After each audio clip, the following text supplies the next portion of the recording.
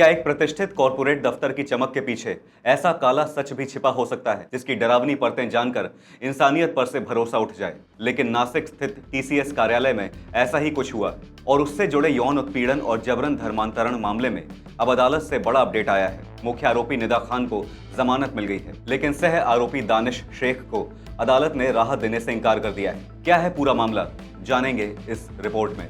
नमस्कार, आप देख रहे हैं आपका अपना न्यूज चैनल सत्य सर्वोच्च न्यूज और मैं हूं सोम।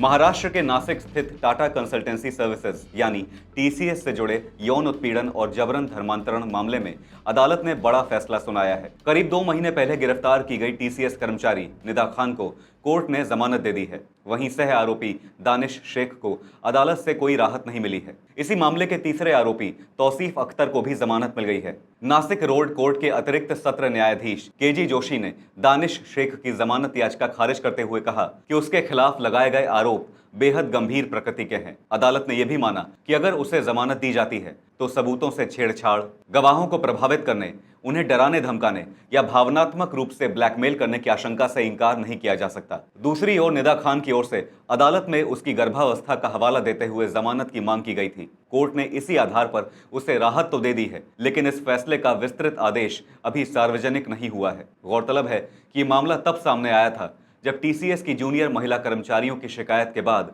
पुलिस ने जांच शुरू की।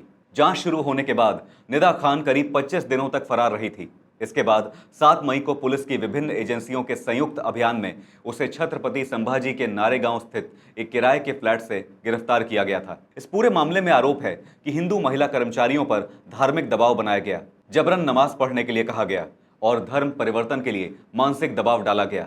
साथ ही इस मामले में यौन उत्पीड़न और ब्लैकमेलिंग जैसे गंभीर आरोप भी शामिल हैं। एफआईआर के अनुसार मुख्य आरोपी दानिश शेख पर शादी का झूठा वादा कर पीड़िता का विश्वास जीतने और फिर उसके साथ शारीरिक संबंध बनाने का आरोप है। शिकायत में यह भी कहा गया है कि धर्मांतरण के इरादे से पीड़िता को इस्लामिक किताब और बुर्का दिया गया, उसका नाम बदलने की साजिश रची गई और इस प्रक्रिया के लिए उसके दस्तावेज भी अपने कब्जे में लिए गए।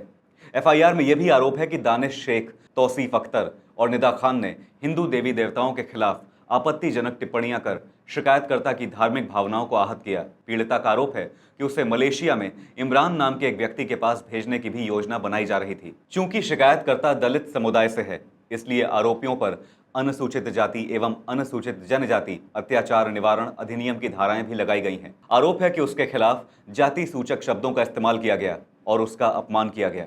सह आरोपी तौसीफ अख्तर पर टीसीएस कार्यालय की लॉबी और पेंट्री में महिला कर्मचारी को गलत तरीके से छूने का भी आरोप है। अभियोजन पक्ष का कहना है कि जांच के दौरान यौन उत्पीड़न और जबरन धर्मांतरण से जुड़े पर्याप्त साक्ष्य सामने आए हैं। इसी आधार पर पुलिस ने भारतीय न्याय संहिता की धारा 69, धारा 65 और धारा 299 सहित अन्य धाराओं में मामला दर्ज किया है। जांच के दौरान कई कर्मचारियों से पूछताछ की जा चुकी है। पुलिस डिजिटल एविडेंस, गवाहों के बयान और बाकी सबूतों की भी गहन जांच कर रही है। उधर टीसीएस ने पहले ही इस मामले में शामिल कर्मचारियों को निलंबित कर दिया था और अपनी आंतरिक जांच भी शुरू की थी।